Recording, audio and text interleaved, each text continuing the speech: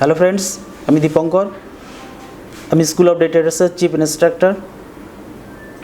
আমি দীর্ঘদিন ধরে মার্কেটের সঙ্গে যুক্ত আছি।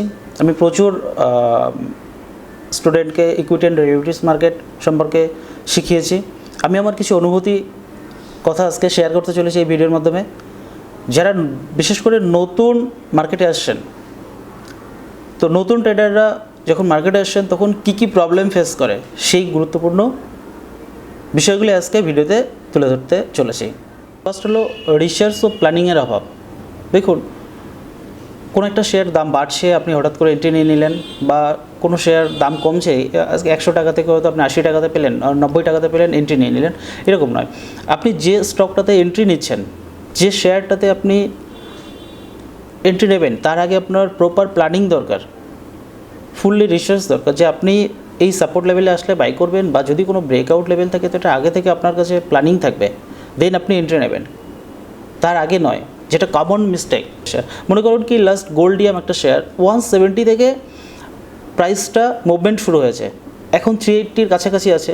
তো আপনি দেখলেন যে লাস্ট 1-1.5 মাসে খুব ভালো একটা মুভমেন্ট এসছে, আপনি তখন এন্ট্রি নিয়ে নিলেন। বাট নয়, এটা যদি সঠিক রিসার্চ থাকতো, সঠিক যদি আপনার কাছে প্ল্যানিং থাকতো, তাহলে আপনি 180, 190 এর কাছাকাছি নিতেন। আজকে মুভমেন্ট হয়ে গেছে, আপনি এখন এন্ট্রি নেবেন, এটা নয়। তো আপনাকে এন্ট্রি নেওয়ার আগে প্রপার রিসার্চ এবং প্ল্যানিং দরকার। নেক্সট যে আমরা মিস্টেক করি কি, ডাইভার্সিফিকেশন পোর্টফোলিও ইগনোর করা উচিত। অনেক সময় দেখেছি কি নতুন ট্রেডাররা বলেন যে 1 লক্ষ টাকা ইনভেস্ট করছেন, 5,000 করে 20টা স্টক নিয়ে নিচ্ছেন। তো এক্ষেত্রে কি হয়, দেখুন, একটা ব্রোকারেজ তো আছে, প্লাস প্রতিটা স্টক আপনি এন্ট্রি নিলে ডিপি চার্জেস একটা আছে। অর্থাৎ কিছু স্টক আপনার হয়তো প্রফিট আসছে, দেখা যাচ্ছে আপনি 4-5টা স্টকে প্রফিট পাচ্ছেন, ভালো 10%, 20%, কিন্তু মোস্ট অফ দ্য স্টক আপনার খুব ভালো রান করলো না, সেটা 2-1%, সেটা হয়তো 2-1% মুভমেন্ট আসলো। তো সেক্ষেত্রে কী হয়, আলটিমেট খুব ভালো প্রফিট করা যায় না। অর্থাৎ আপনার যদি প্রপার রিসার্চ ও প্ল্যানিং থাকে, তাহলে কিন্তু এই ডাইভার্সিফিকেশন পোর্টফোলিও আমরা ইগনোর করতে পারি। হ্যাঁ, 1 লক্ষ টাকা আপনি যখন ইনভেস্ট করছেন, 70% একটা স্টকে ইনভেস্ট করতে পারি আমরা, যেটা রেসের ঘোড়া হবে। বাকি যে 30% আছে, সেটা 2-3টা স্টকে আমরা ডাইভার্সিফাই করতে পারি। নেক্সট যে গুরুত্বপূর্ণ দিকটা আমাদের খেয়াল রাখা উচিত, যে কমন মিস্টেকটা রিটেল ট্রেডার শুরুতেই এসে হয়ে যায় কি, মার্কেট নয়েজে রিয়্যাক্ট না করা।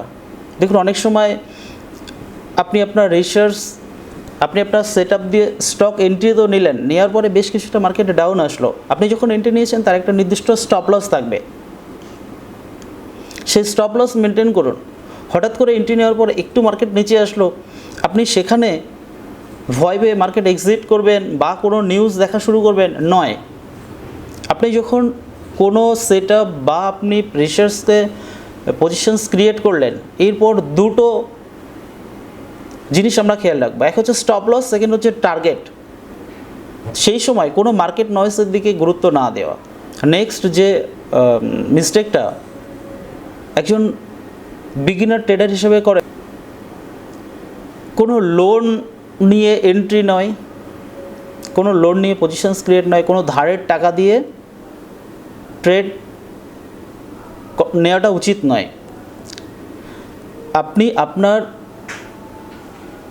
যে টাকাটা দিয়ে, আপনি আপনার নিজস্ব টাকা দিয়েই ট্রেড নিন, এবং মাইন্ডসেট রাখুন যদি স্টপ লস হয়, একটা নির্দিষ্ট স্টপ লস আছে, সেই স্টপ লসটা আপনি নেওয়ার এফোর্ট আছে, তো যদি থাকে দেন আপনি এন্ট্রি নিন। মানে বলতে চাইছি কি, যে অ্যামাউন্টটা স্টপ লস অ্যামাউন্ট, সেটা কি আমি স্টপ লস নেওয়ার জন্য এফোর্ট? যদি আপনার উত্তর হ্যাঁ হয়, তাহলে এন্ট্রি নিন। তাহলে দেখুন আপনার ট্রেডিং জার্নিটা চেঞ্জেস হতে পারে, আশা করি অনেক বেটার হবে। এগুলো ফলো করুন, এবং অনেক সময় কি হয়, লস নিয়ে এক্সিট করতে হয়।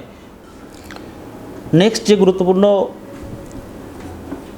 পয়েন্টটি আমাদের খেয়াল রাখা উচিত, যে মিস্টেকটা না করা উচিত, কি মার্কেটের সময় দেওয়া। আপনি যখন আপনার মূল্যবান টাকা কোনো স্টক কিনবেন, শেয়ার কিনবেন, সেই সময় কোনো নিউজ, কোনো টিভি নিউজ, কোনো রিকমেন্ডেশন শেয়ার, এইভাবে ইনভেস্ট না করে আপনি যদি প্রপার গাইডলাইন মেনে আপনার অ্যানালাইসিস করে আপনার সেট আপে ট্রেড নেন, সেটা করা উচিত। অনেক সময় কি হয়, আমি প্রচুর দেখেছি, কোনো একজন রিটেল ট্রেডার কোনো টিভি নিউজ থেকে হতে পারে, কোনো সোশ্যাল মিডিয়া থেকে হতে পারে, তিনি ট্রেড নিয়ে নিচ্ছেন, বাট আপনি যখন আপনার মূল্যবান টাকা ইনভেস্ট করছেন না, সেটা অন্যের উপর ভরসা করে কেন ইনভেস্ট করবেন? এর জন্য কি করতে পারেন, আপনি প্রপার লার্নিং নিন, লার্নিংয়ে ফোকাস রাখুন, শুরুতে বেশি অ্যামাউন্ট ইনভেস্ট নয়। আপনি দেখুন আপনার যে লার্নিংটা নিয়েছেন, আপনি যেটা শিখেছেন, সেটা শুরুতে আপনি পেপার ট্রেড করুন। প্রথম 1টা 2টো 5টা 10টা ট্রেড নিন। 10টা ট্রেড নেওয়ার পরে দেখুন যে আপনি প্রথম যে 10টা ট্রেড নিয়েছেন তার মধ্যে যদি 5টা 6টা 7টা যে আপনার প্রফিট দিচ্ছে, তাহলে অল্প অল্প করে আপনি অ্যামাউন্ট শুরু করুন। শুরুতেই বেশি অ্যামাউন্ট দিয়ে করবেন না, প্রথমে পেপার ট্রেড নিতে পারেন। তাহলে কি হবে, আপনার অন্যের উপর ডিপেন্ড করে অ্যামাউন্ট ইনভেস্ট। আপনি যদি কোনো ব্যবসা করতে চান, কেউ আপনাকে বললো, আপনি জানেন না সেই ব্যবসায় কি ইনভেস্ট করে দেবেন? নিশ্চয়ই নয়।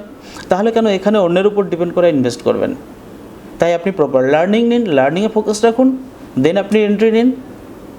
এই গুরুত্বপূর্ণ পয়েন্টটা কিন্তু বিগিনার ট্রেডাররা বা শুরুতে সবাই মিস্টেক করে না, যার ফলে কি হয়, তাদের মূল্যবান টাকাটা ইনভেস্ট করার পরে দীর্ঘদিন ধরে তার পোর্টফোলিও নেগেটিভ দেখতে হয়। যদি ভিডিওটা আপনাদের ভালো লেগে থাকে তাহলে অবশ্যই লাইক ও সাবস্ক্রাইব করে। ধন্যবাদ।